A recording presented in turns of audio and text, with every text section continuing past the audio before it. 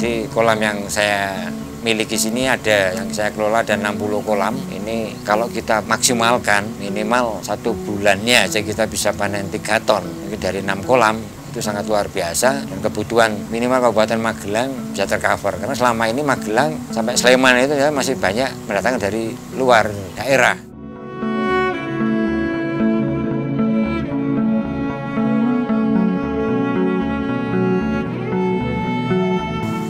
Bismillahirrahmanirrahim. Assalamualaikum warahmatullahi wabarakatuh. Perkenalkan, nama saya Sabta Juniadi, pelaku pengelola dari Pokdakan Mina Athena dengan alamat di Bojong, Mungkit, Kabupaten Magelang, Jawa Tengah. Namun waktu itu melihat perkembangan dan antusias dari baik dinas maupun kantor kementerian dari Kelautan dan Perikanan sangat antusias untuk mengembangkan sektor perikanan, khususnya budidaya konsep bioblok di Kabupaten Magelang. Dan peluang ini cepat kita tangkap. Di 2021 kita mulai melakukan survei lokasi, kita mengajukan program, dan di awal 2021 alhamdulillah kita dapat diturunkan bantuan dalam konsep budidaya untuk khususnya ikan nila. Dalam perkembangannya waktu, karena berdampak di COVID-19, kita juga sempat goyang karena segmen pasar pada 4 bulan pertama kita sudah melakukan kerjasama dengan beberapa rumah makan atau bisa dibilang end user ya. Dengan Superindo kita juga udah ada deal-deal komunikasi, tapi namun kenyataannya dari sisi distribusi dan kebutuhan demand masyarakat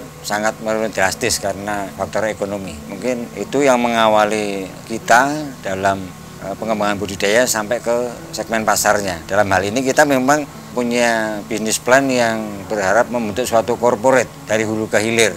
Karena kondisi pandemi menuntut kita untuk melakukan kreativitas karena keterbatasan dari diamond dan sektor pariwisata, karena tidak menutup kemungkinan di Kabupaten Magelang ini atau Mungkit, Kecamatan Mungkit ini sangat berdampak positif sekali dengan perkembangan wisata di Borobudur dan sekitarnya. Dan ini kita sangat berdampak. Waktu itu kita coba melakukan ekspansi untuk membuka dari taman, kita rubah menjadi sebuah resto. Kami berharap untuk resto ini bisa sebagai wadah atau menampung teman-teman yang masih harus beraktivitas. Sampai waktu itu kita juga bekerja sama dengan beberapa universitas yang ada di Magelang, dari Untit, untuk yang semester-semester akhir itu kan harus ada titik temu ya dengan dosen. Jadi kita membuat kelas-kelas kecil lah.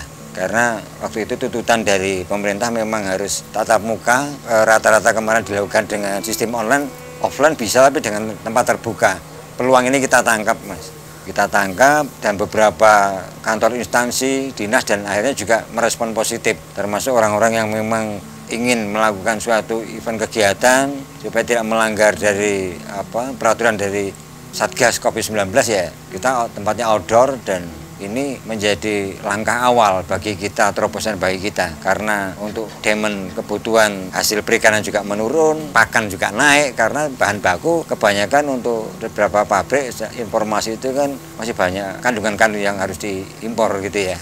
Jadi itu mungkin yang menjadi sebab juga, apalagi bisnis-bisnis seperti itu kalau sudah harga naik untuk turun sulit sekali. Nah, kita harus punya inovasi-inovasi untuk melakukan strategi-strategi penjualan. Makanya kita membuka resto, membuka catering, dan hal itu kita seiring sejalan kita juga ada usaha yang sifatnya kita bekerja sama dengan beberapa dinas. Dinas kan sekarang sistem udah e-katalog ya, jadi kita juga merambah ke sana, jadi kita melakukan inovasi. Jadi jangan putus asa, saya harapkan teman-teman memang ekonomi masih sulit, gimana caranya kita untuk melakukan kreativitas. Nah, kemarin kita alhamdulillah diundang oleh Kementerian Kelautan dan Perikanan untuk melakukan sosialisasi, untuk membentuk suatu korporasi. Karena di Magelang ini sangat luar biasa sebenarnya, ikon untuk ikan nila. Seperti di Sleman mungkin seperti Salak Pondok, mungkin terus kalau udang ya di Natuna, ikan tuna itu di Natuna. Jadi secara nasional atau khususnya di Pulau Jawa itu sudah masuk. Jadi gini, waktu itu memang bukannya kita nggak bersyukur. Sebenarnya di daerah kami, di mana, di Bojong, Mungkit ini air melimpah sebenarnya. Cuman secara sistematis keperuntukan dinas ini lebih arah ke itu pusat pelatihan mandiri kelautan dan perikanan. Dalam artian gini, kenapa kita juga diagendakan tahun ini kita harus sudah berjalan? Karena kita juga ada teman-teman yang sudah bersertifikasi untuk menjadi instruktur, terus P2MKP juga sudah ada, koperasi sudah ada, sudah kita kemas. Jadi untuk market pun sebenarnya terbuka lebar, cuman konsistensi teman-teman ini yang harus kita jaga, komitmen bersamanya ini yang harus kita pertahankan. Jadi kalau untuk biovlog ini sebenarnya bukan yang kita nggak beri, tapi ilmu yang akan kita bagikan gitu. Kita juga ada 2 kolam air untuk yang besar di atas maupun di bawah, termasuk di resto itu.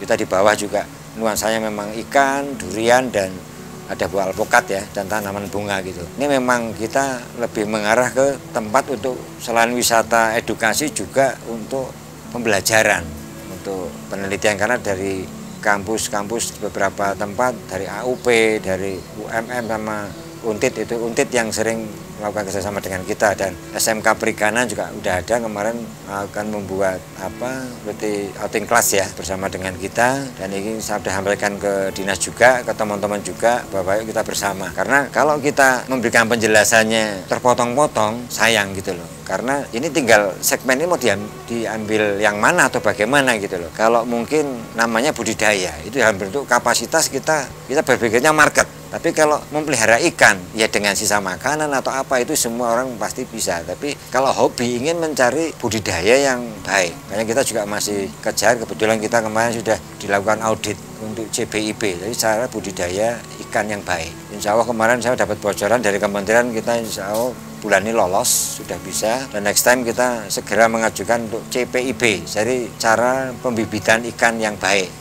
Jadi area kita di luar itu, di area pagar, karena keterbatasan kita. Dan kita tidak akan merubah tatanan yang sudah ada dulu secara bertahap, karena wisata edukasi itu mungkin Bapak bisa lihat nanti kalau kita habis lihat kolam, terus makan, apalagi di pagi hari atau sore hari, banyak petani masih pada nyangkul, masih berkarya lah di ladangnya, terus ada yang bebek dan lain-lain, itu yang akan kita jual juga. Ikon itu yang membuat mungkin kejenuhan, gimana caranya kita beserta teman-teman komitmen, gimana caranya kalau teman-teman luar kota sudah masuk ke Magelang, dibobol dompetnya dengan tanda kutip secara positif, dipuaskan, ada diamond kesini lagi, mengajak lagi dan membuat penasaran. Itu konsen kami, kira-kira seperti itu Pak.